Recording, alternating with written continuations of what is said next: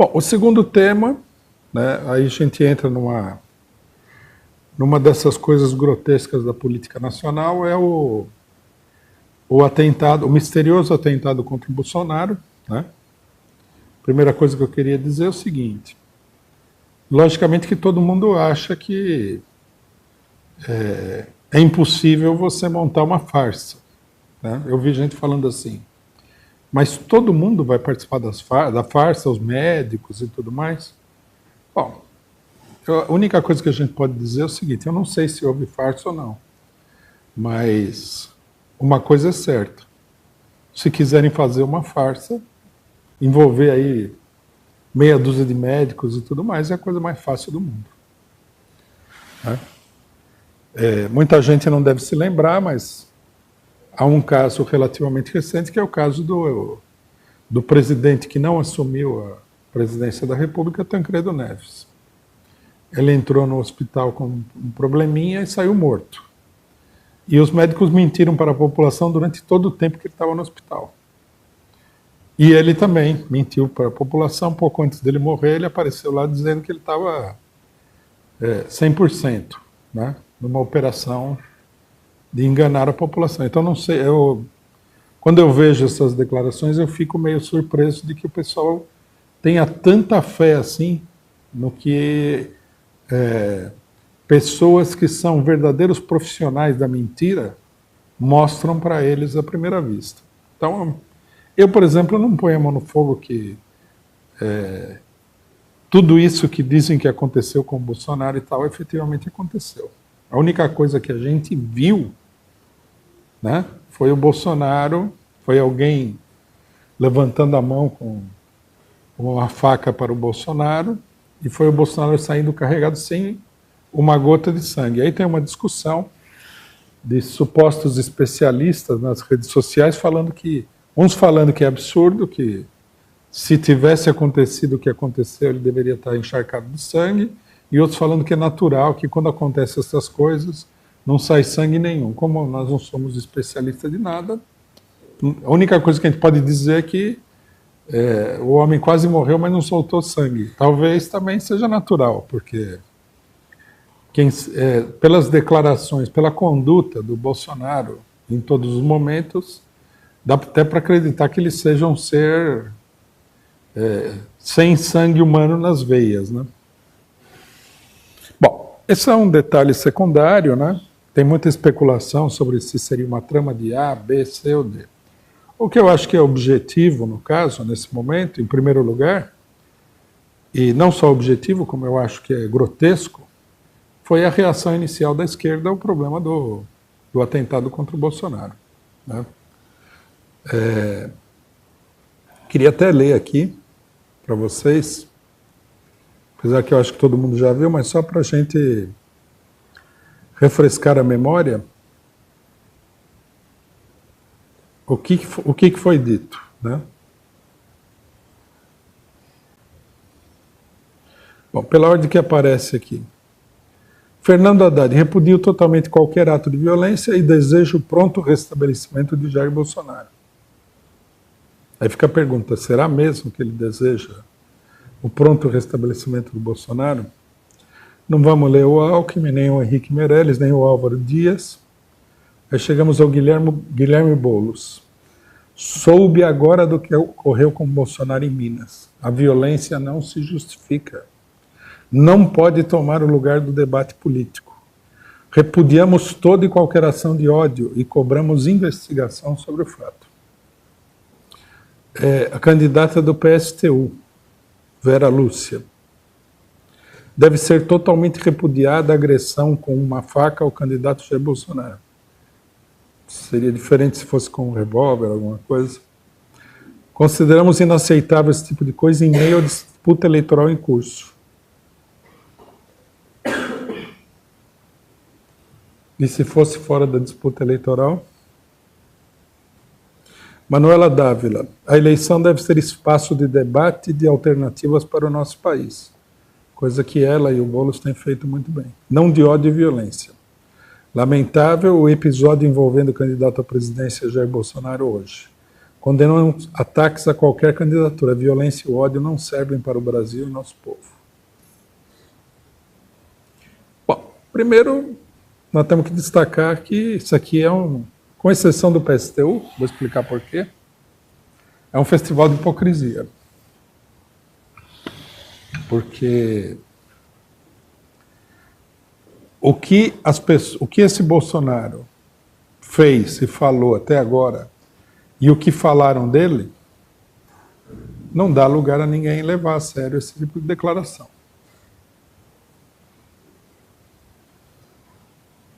A única declaração que eu acho não é sincera, não certo sentido, mas é coerente, é a do PSTU, porque o PSTU se especializou como partido em repudiar todo tipo de atentado, com a única exceção daqueles atentados que são realizados por mísseis mar-ar, terra-terra, mar-terra e pelos aviões imperialistas. Com exceção desses aí, que são atentados em grandíssima escala, todo tipo de atentado individual eles têm repudiado. Seja lá de onde vier. Então eles são especialistas em denunciar atentados. Da parte dos outros, é uma coisa totalmente hipócrita, porque os candidatos vêm denunciando sistematicamente o que o próprio Bolsonaro vinha falando nesse período.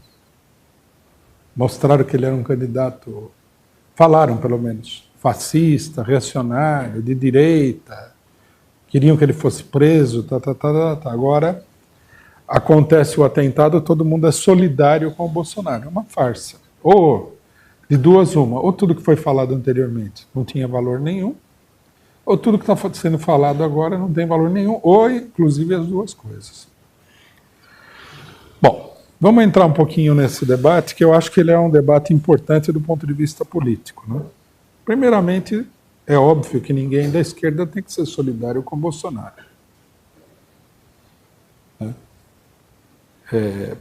O candidato Bolsonaro e os outros setores da direita nacional, eles vêm há aproximadamente 3 ou 4 anos ameaçando e intimidando toda a população nacional. Não é que eles fizeram uma declaração. As declarações, logicamente, são declarações de guerra contra o povo. Muita gente na rede social mostrando que não caiu na balela da pacificação nacional, da paz universal, do repúdio universal à violência e tudo mais, mostrou as declarações. Nesse país aqui, a ditadura matou pouco, teria que matar 30 mil pessoas. Eu defendo a tortura, disse o Bolsonaro. Ele elogia o brilhante Ustra, chefe do DOI-CODE de São Paulo, responsável pela tortura de várias pessoas. Falou para a família das pessoas que desapareceram, que estavam procurando o corpo dos seus familiares, que quem procura osso é cachorro. Falou para uma deputada do PT que ele só não estuprava ela porque ela não merece. Falou que ia metralhar a Rocinha. Quer dizer, isso daí, como declaração, é uma declaração de guerra. É impressionante, inclusive, que a reação ao Bolsonaro tenha vindo tão tarde nos acontecimentos. Porque com esse tipo de declaração deveria ter tido alguma reação antes. Segundo, Bolsonaro e outras pessoas do mesmo quilate, MBL e outras coisas da extrema-direita que apareceram por aí, eles tentaram, embora eles não tenham sido muito bem sucedidos, porque houve uma reação, calar a esquerda pela violência. Aí o pessoal, os solidários aí da esquerda, mostram que a participação deles na luta pelo impeachment foi uma participação muito superficial e real. Porque quando começou a luta pelo impeachment, os bolsonaristas, os partidários da intervenção militar e tudo mais, eles agrediam na rua qualquer pessoa que tivesse vestida de vermelho. É que depois começou uma reação e eles pararam, porque se não tivesse tido uma reação à altura, sabe-se lá onde é que eles teriam ido com isso daí.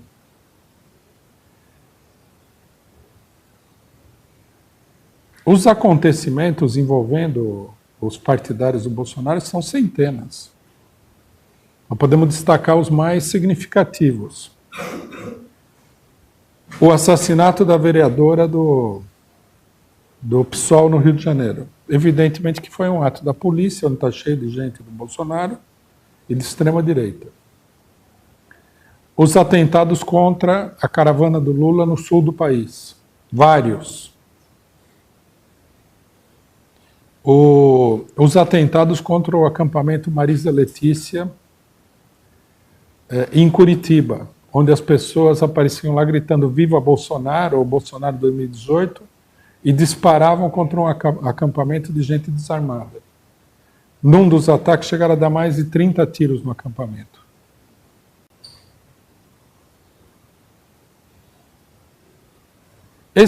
Todo mundo foi testemunha de atos de agressão e de violência dos bolsonaristas em vários lugares contra vários movimentos. Movimentos de estudantes, de trabalhadores e tudo mais. Essa gente pedindo que a polícia atacasse os movimentos sociais, defendendo o assassinato da população pobre na periferia, festejando massacres nas penitenciárias, festejando o assassinato de sem terra e tudo mais. Impulsionando, de um ponto de vista prático, não puramente retórico, a violência contra o povo brasileiro.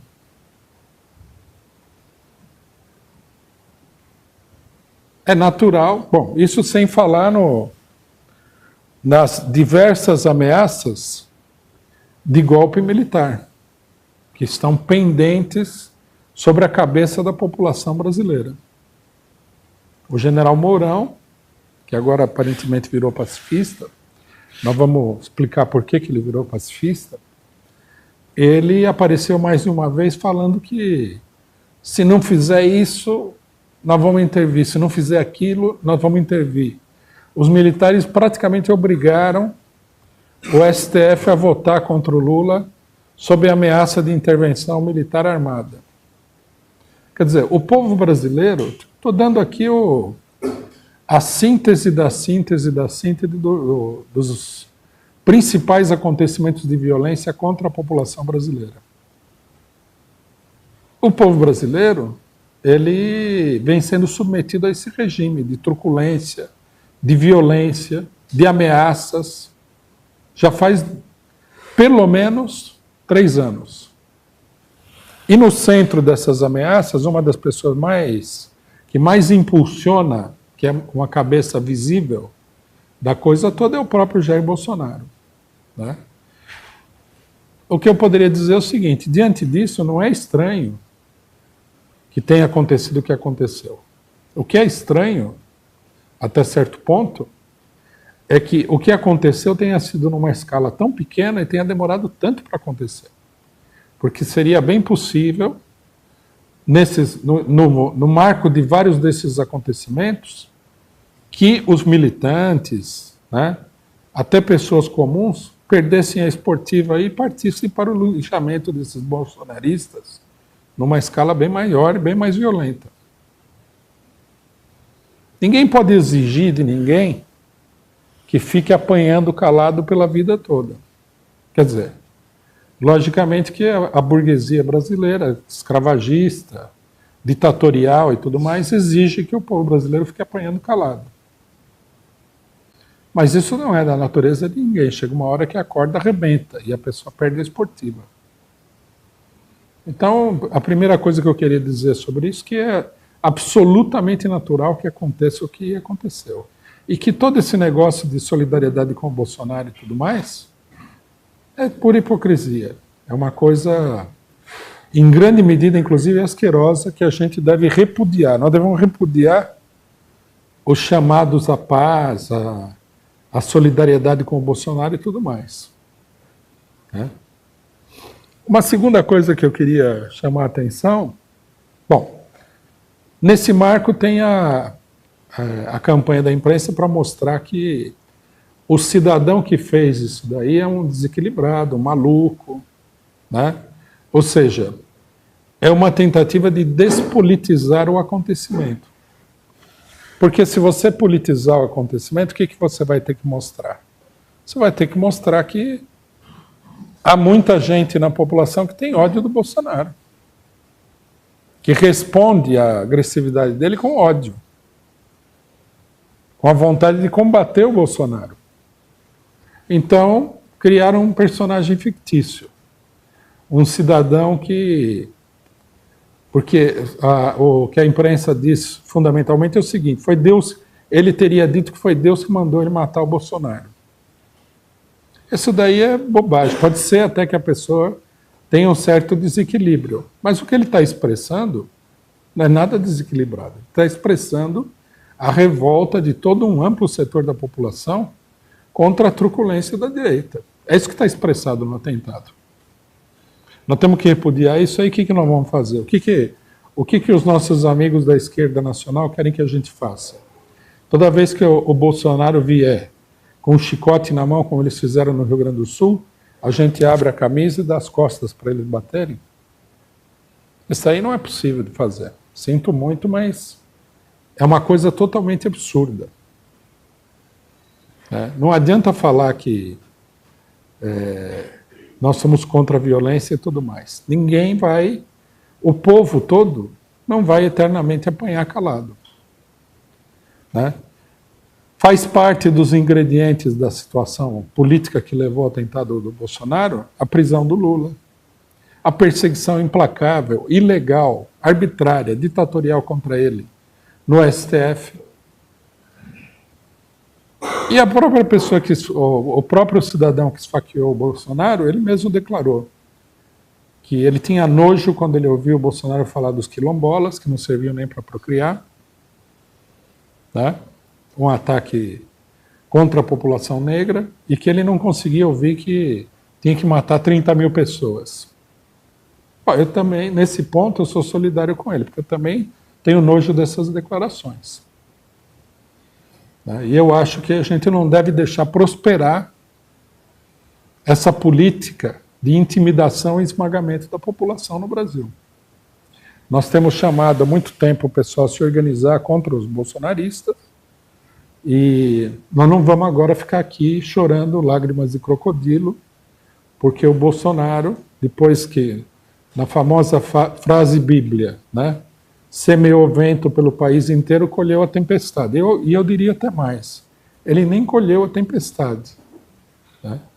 A tempestade ainda estaria por vir. Né?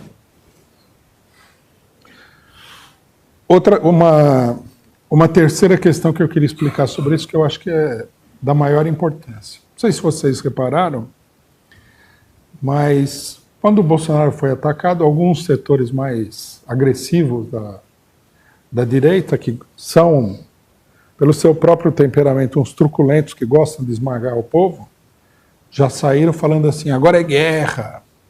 Né? Presidente do PSL. Eu não sei contra quem que ele vai fazer a guerra, exatamente porque ele não é nada. Né? Ele é uma lombriga aí que dirige um partido fictício de aluguel que lançou a candidatura do Bolsonaro.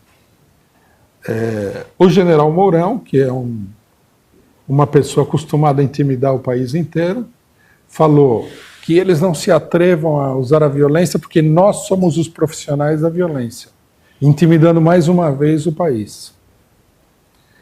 Mas, né, depois dessas primeiras declarações habitualmente truculentas, o Brasil caiu num espírito zen budista e gandiano. É a paz, é paz e amor. Né? Só faltou aparecer lá os generais golpistas e defensores da tortura fazendo o símbolo de paz e amor dos hippies e tudo mais. Por quê? Por que todo mundo virou tão pacífico? Quando o Lula foi atacado no Sul,